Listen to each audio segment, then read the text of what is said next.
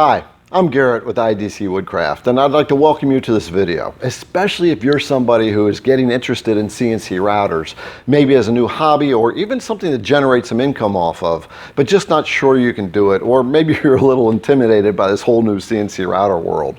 Well, this video is just for you then, because I want to show you just how easy it really is at the entry level to make amazing, simple projects for yourself, for your friends and family, even to sell.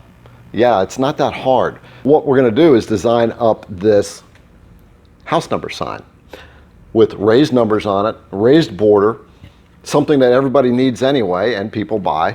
And then we're going to put it on our Longmill CNC router, cut it out, and then we'll do some finish work, and you will have a project in about, well, we'll say an hour.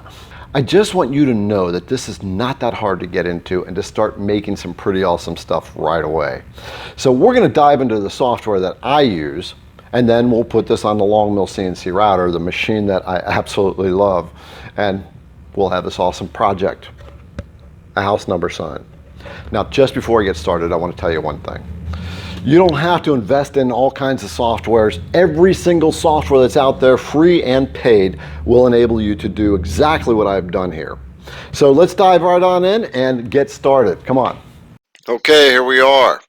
We're in the design software. Now, I am using the Vectric software, but I just want to remind you, you can do this in any software out there, whether it's free or it's paid.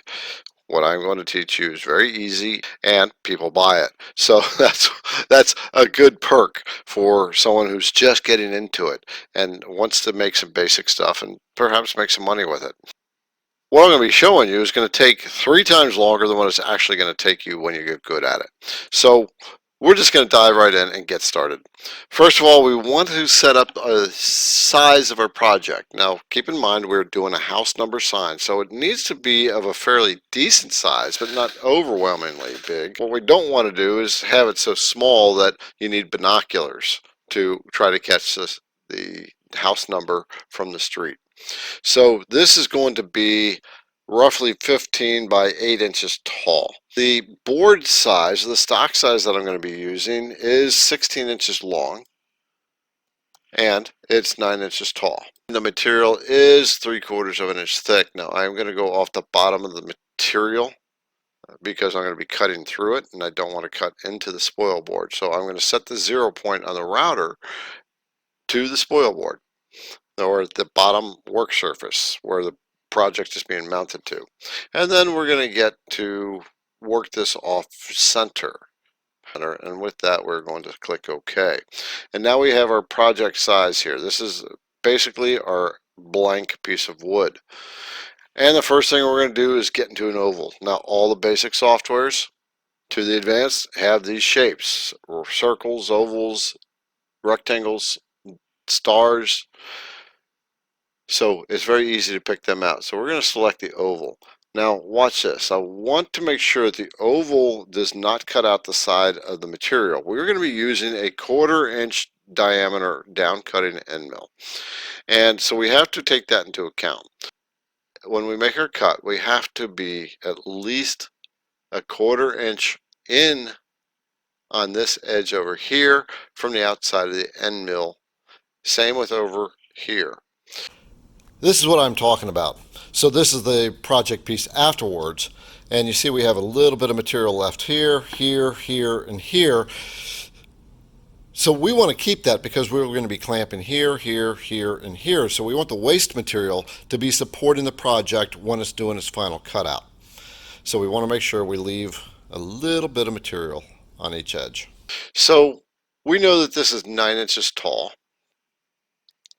And if we subtract a 1/4 inch from the top and a 1/4 inch from the bottom, it makes it 8.5, and that's going to be outside of the bit. Then we have to subtract another 1/4 inch for the diameter of the bit itself.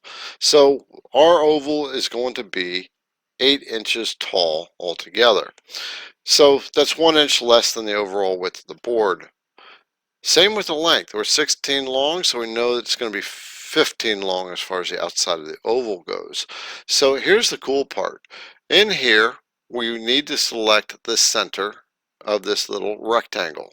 That means that the oval will build out from the center of it on all sides it'll be even, relatively speaking. So we need to make sure that these numbers in the X and Y boxes are 0. And then we're going to set up our length. So we know our length is going to be 15 and our height is going to be 8. So we put those numbers in these boxes and click Create. And there's our oval. Perfect. Now, we have the boundary around this thing before we start to cut out for the numbers. So what we're going to do is click the oval and we're going to offset it. We're going to go to this area called Offset and Layout and select that. And we want to make sure we're going to be on the inside. Now this boundary that we're going to put around there is going to be a 1/2 inch thick. So from this point here to the boundary edge, it's going to be a 1/2 inch. So we have the inside clicked and we make sure that this says 0.5 and click Create, and there is the inside of our project. Now I just want to point out, we are literally 50% done with this design. That's what I want to try to get across to you, that it is this easy to get started in this stuff. Let's keep going. So all the material in here is going to be cut down so we have that recessed effect except where the numbers are going to be, which is what we're going to be putting in now. So what we want to do is get our numbers by clicking our text button, which is the first one under Create Vectors. And we have that, and we type in the numbers 1022, which is the house address I used to live at. And looks like it's a good size. I like the font. Its font is called Alice. If you want to change your font, you have a little drop down box right here, and you pick the font that you want. That's a nice font too, but I'm going to stay with Alice, so we're just going to try to find that. There it is, and we're going to close that. Now, obviously the font is not centered properly, so we're going to go under the Transform Objects to the last button here, select it, and right up top are 3 buttons. And when we click those, it'll center our project either left and right and up and down, or just up and down. But we have to have something selected. Right now our numbers are purple, that means they're selected, so we're going to click the up and down one. And there it is, the numbers are in the right place, almost. I'm going to close this and show you what I mean by almost. If you look down here, the part of the one right here is closer than the part of the one right up here. Same with the 2 on the other end and over here. So we're going to move it up, but first I think I can increase the size of this just a little bit. So I'm going to click it twice, hold the Shift button down, and that'll allow it to stretch from the center. And I'm just going to change the size of it just a little bit, just like that. And well, now while it's still highlighted, we're just going to scoot it up using our cursor buttons, the up arrow cursor buttons. We now have equal spacing here and here. Maybe we can come down just a tad. Just a tad. There we go. And there we are. In 5 minutes, we've had this project designed, and that was with instruction. So just think about when you get fluid enough with this stuff, how fast you can punch these designs out. Yes, it's basic, but people buy even the basic stuff. So if you're feeling kind of intimidated about the CNC router stuff, but you really want to get into it, it's not that hard to get into it and get the basic stuff down. Anyway, let's get back into this design. We got to do the tool paths, the thing that's actually going to set up for the cutting of it, and then we're going to get it onto the Longmill CNC router and cut this little project out. So let's go. Our sign is now done. We've done it. In 7 or 8 minutes, I've taught you how to create a house number sign that you can sell if you want to. So what we're going to do is come up and switch over to our tool paths. Now I just want to show you, this is the design area. It's called CAD, or computer aided designing. The toolpath area is a very different process. We're going to click this button up here, and that menu is going to go away, and a new one is going to pop out on the right side. This is called our CAM side, or computer aided manufacturing. This is where we're going to tell the software how we're going to be cutting a project. Now the first thing we want to do is cut out the inside of the oval and around the numbers so that the numbers are raised up. So this whole area right in here will be recessed. And what I'm referring to is the way the numbers are raised up here.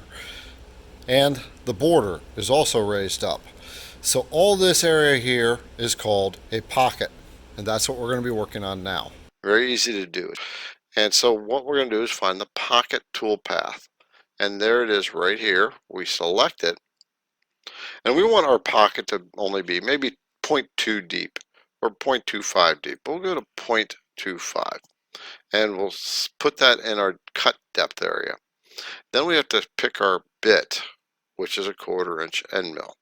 And it is already here, so we don't need to do anything. But if you have a wrong bit in here or no bit in here, first of all, you want to delete or remove any bits that are not the one that you want by selecting the remove button. And then hit the select button and the library will open up and you can pick out the router bit that you want to use. We already have the 1/4 inch router bit in here, so we don't need to pick it.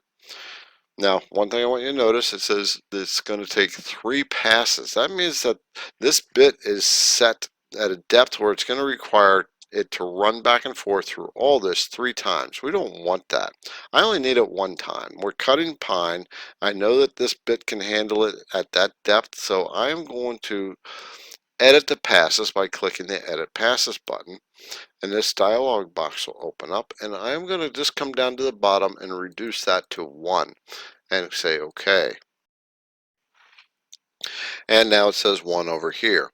Now the next thing we have is, do we want an offset cut or a raster cut? And I am a huge raster fan when it comes to cutting wood.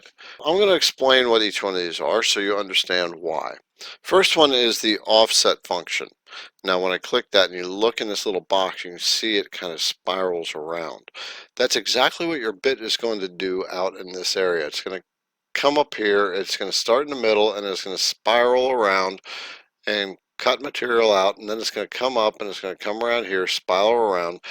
And the thing to take note of is the grain of our wood is going left to right, not up and down. So when the bit is spiraling around, it goes up and comes over and goes back down. It's leaving something called witness marks across the grain. We want to minimize that as much as possible. So in order to do that, we eliminate the offset cutting profile or pattern and go to a raster pattern. Raster takes it back and forth through everything, and it follows along the grain because we are telling it to follow along the grain. And the other thing we want to do is we want to make sure we profile around these numbers as well and the inside of the oval. So we have to tell it to do a profile pass at the same time. And that's what this little drop down button is for right here.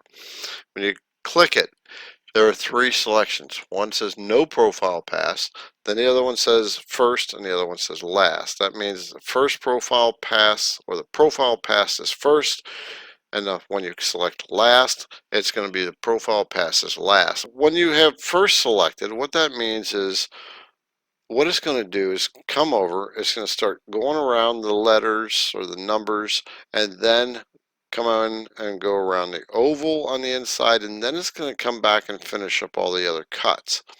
And the reason I want this to be first is because sometimes these numbers are small and material can break off here. So I want as much supporting material there while it's cutting. So it's actually got to cut through all that supported material that will keep this supported. And that'll help minimize the risk of breaking off the 2 or the point of the 1. So we're going to make that first. Then we're going to add a ramp to it, which is already selected. The ramp will allow the bit to ramp in as opposed to plunging straight down to the cut depth that it's going to go.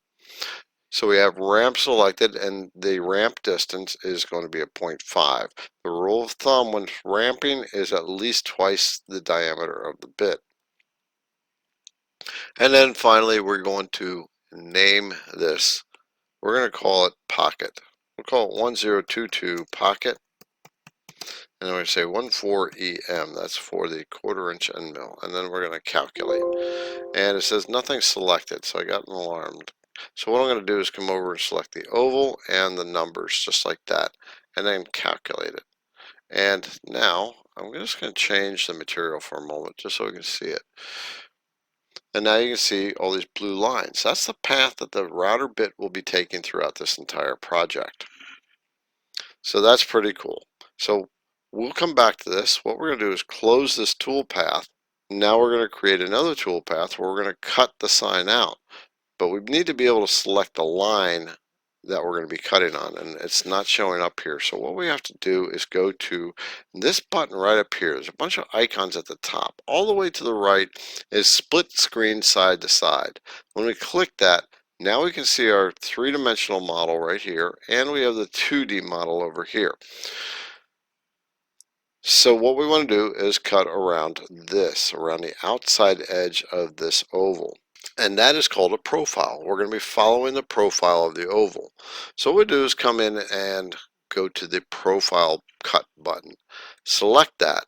And we want this to cut all the way through the material here.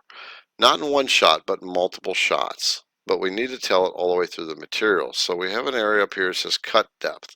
Now it's already set to 0.75, or the thickness of the material.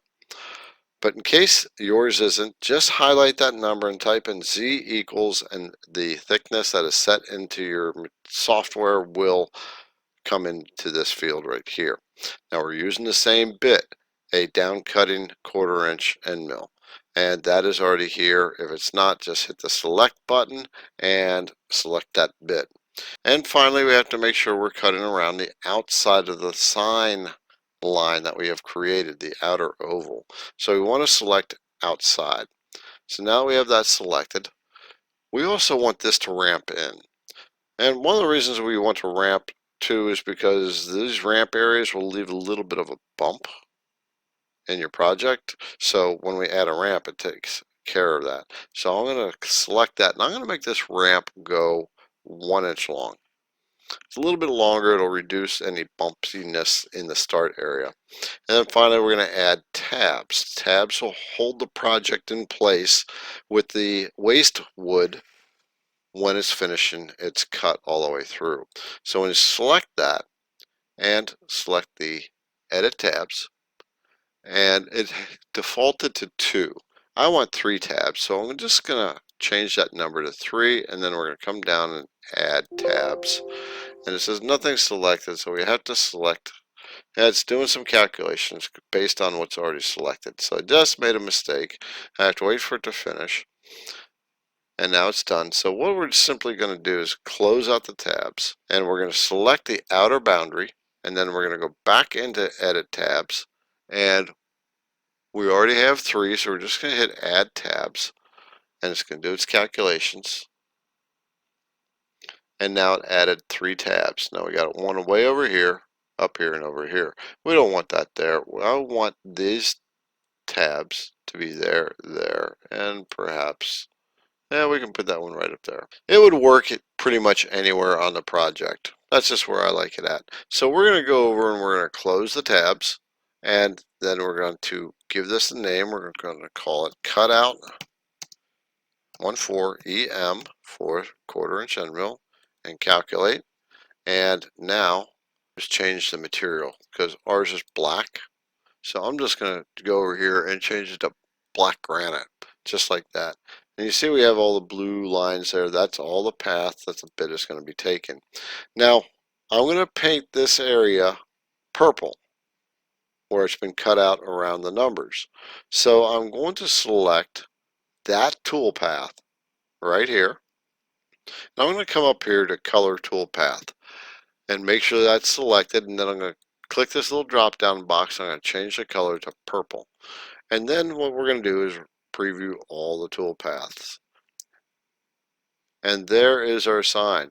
Now there's one more thing we have to do, which is generate the toolpaths or create the G-code file.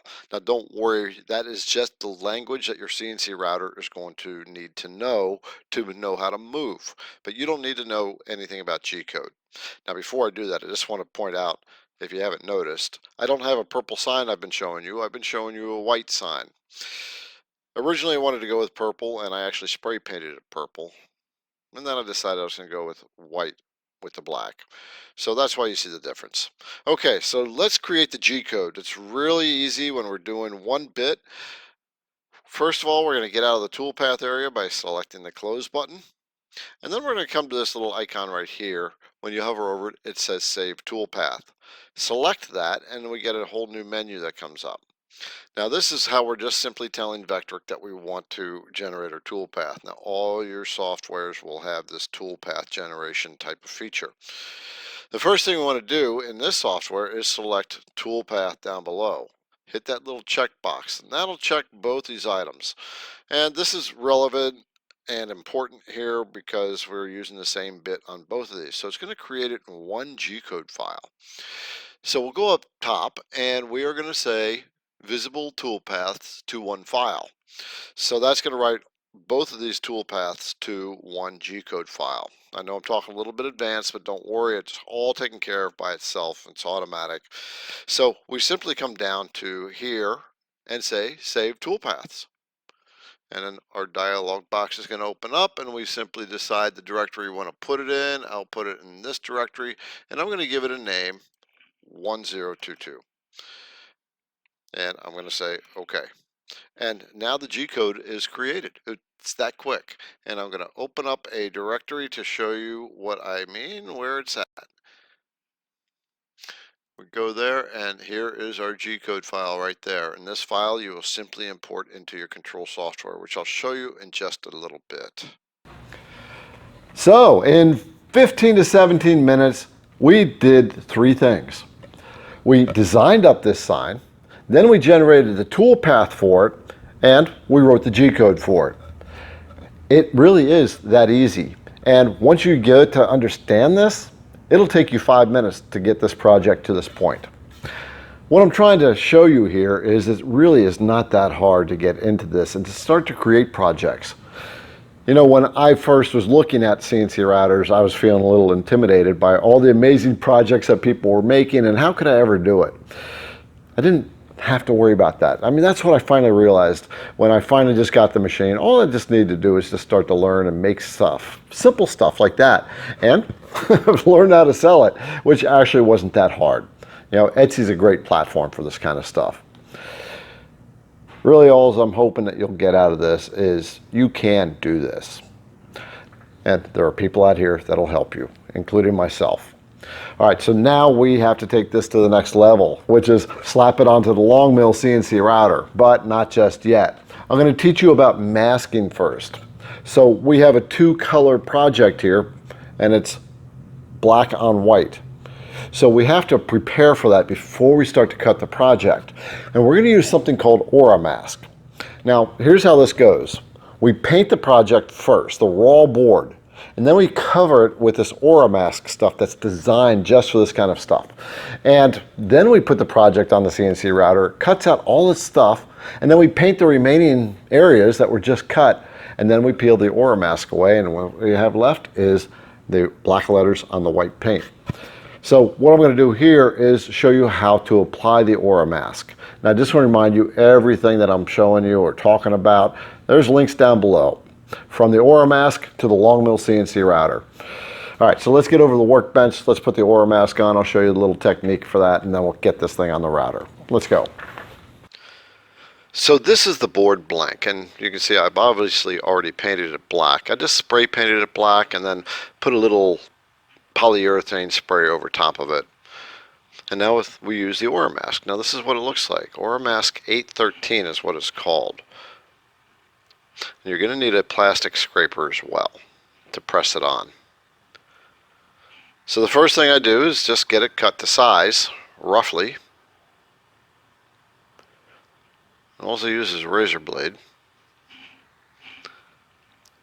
Then it peels off the backing really easy, and it's quite thin when you get it off the backing, so you have to position it carefully when you first get it on the board. But the good thing is if you make a mistake, you can get it back off and put it back on like I just did right there. And then you use the putty knife to just spread it out as you're moving along, and use the knife to press it all down and get as much air out of it as you can. Now you will have air bubbles. They're not always an issue, but I do like to make sure I get the big air bubbles out of it. So you can see I've got a few here. So what I do is just take the point of a razor blade and just pop a little hole. It's very thin, so it takes very little effort to pop a hole in that stuff, and just press it down with your fingers.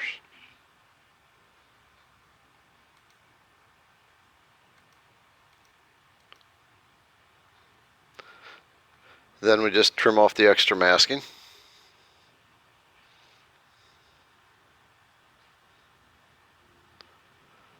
And then it's time to put it on the Longmill. Now I really like this machine. I did a review on this machine, and if you want to see that review, there's a link down below. Now you see I have a grid on my spoil board, and we are going to take advantage of that grid by aligning the board on it. Now these clamps I'm using, I designed and made, and I even make them available for you on Etsy if you want them. Of course, like everything else, there's links down below. You can see on the grid line, the board is lined up with that on the X travel, and it's also lined up on the Y travel.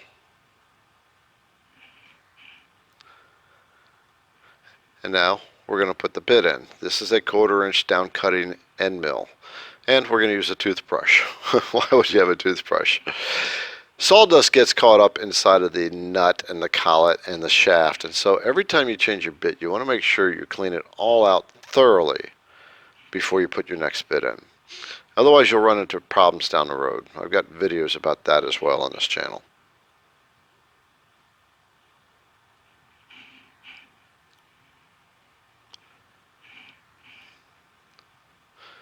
Now it's time to set our Z, and we're going to use the touch probe that comes with the Longmill. And this is so easy to set up. You can see once you get everything set up right, you just hit a button and it comes down and zeroes itself out. Now my X and Y have already been set to 0, so now we have to get into the control software. Okay, we are in the control software. Now the control software is what actually makes the CNC router move. It's what manages the files that we just created that will actually cut your project out and make it look awesome. The version I am using is gSender. Now, I am a big advocate of gSender as opposed to some of the other ones that are out there. You may have heard of something like Mach 3 or Universal G-Code Sender. They're great control softwares. However, they are more difficult to work with. They're not as user friendly. And the gSender software has been updated literally to the date that we are making this video, because Longmill, the guys at Longmill CNC Router have been working on it diligently to make sure that it is current with all the requirements that run the CNC router. And there are a lot of features in this that you will not find in any other control softwares. Okay, so with that, we are going to load up our G-code file, and you're going to like the way this works. And first, you just want to make sure we have a nice green check box right up the top here. This is telling us that we are connected to the Longmill CNC router. And then we go down to this load file button. This is where we're going to actually get that G-code file that we created, the file that's going to run your project. And here it is right there. So we're going to double click it, and it's going to import, and there it is. Very cool. And simply click this button after we turn the router on and watch this project run out. And it's in this moment right now where the real fun begins, where we actually get to watch this project come to life on the CNC router. So now it's a matter of just starting the Longmill and letting it do its stuff. So let's run this thing out. I'm going to turn it on and press this button. And here we go. This is where it gets rewarding, when you actually get to watch the router do its work. So the first thing it's doing is cutting out the inside of the 0, and you see it profiled it first, just like I told it to. And now it's going to do what's called raster. It's going to cut back and forth along the grain of the wood.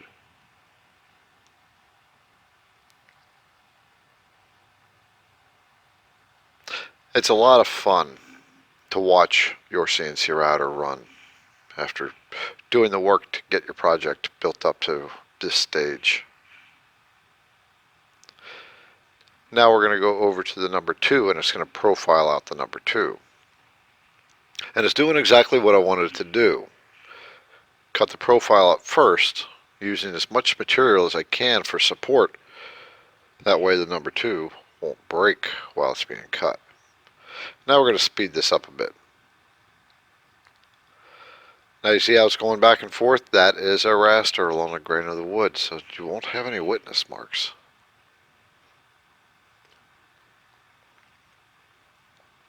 And then we're going to cut out the profile. I did this in 3 passes, and I probably could have done it in 2. Get the router out of the way, start to vacuum things up. And it was kind of weird, my camera froze up on me, so I couldn't video pulling the board off. It didn't capture it, the camera was frozen. That was quite frustrating, but here we are now. So you can see we've got a little bit of fur in there. That's just the nature of pine. You're going to have fuzziness. So I get these little sanding wheels, sanding brushes for Dremels off of Amazon. I'll put a link down below. And just run it around, break up all the fur.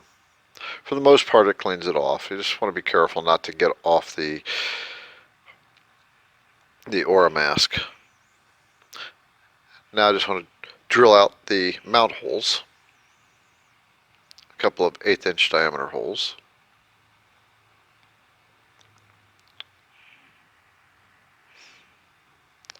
And it's time to spray paint. So here was the purple paint that I got, and I sprayed it. I probably should have stayed with it, but it is what it is. I changed my mind later.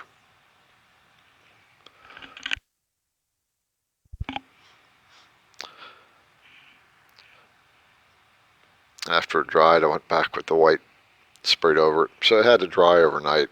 It's a pretty heavy coat of paint that I put on it. I don't always recommend spray paint unless you put a sealant on it. It's better just to use a regular kind of paint. But this is where it gets really, really rewarding. You can see we got the raised numbers and things are cleaned up quite a bit. This is where the Oramaxk really, look at that. It's so rewarding to take that off and to see suddenly, in a matter of a minute or two, your whole project just pops out. And this is what we created. You see we have the raised letters, and this project is that easy. You can do this. You can do this kind of project very easy, pretty much out of the gate. And there you go. A very easy project you can make on a CNC router that you can give away, make for yourself, and people do buy this kind of stuff. And you know it's not that hard now. The amount of time you'd have invested in this project right here would be about 45 minutes total. That's including the prep time of the wood, getting the Oramaxk put on, doing the design work, clamping the board down on the router, and running the router, and then the finish work. That doesn't include the dry time of the paint. But the point is, you can punch things out like this really quick. So if you've been sitting on the fence, not sure that you can do it, you've got somebody right here on this channel, me, who walks you through all this beginner stuff. And I answer emails. So maybe it is time to jump off the fence and go for it. I'm a total advocate of the Longmill CNC router. I've done a lot of research on it before I made the decision. And if this is something you want, I'm going to ask you to use the link down in the description down below, because I have an affiliate link for them now. That means that if you buy it through that link, I get a little bit of the commission, and that helps me make more videos for you. But in case you're not sure that the Longmill is the machine for you, I did a very long, deep dive video into CNC routers reviewing this machine, and that video is designed to educate you at the same time of what to look for in a CNC router and what to stay away from.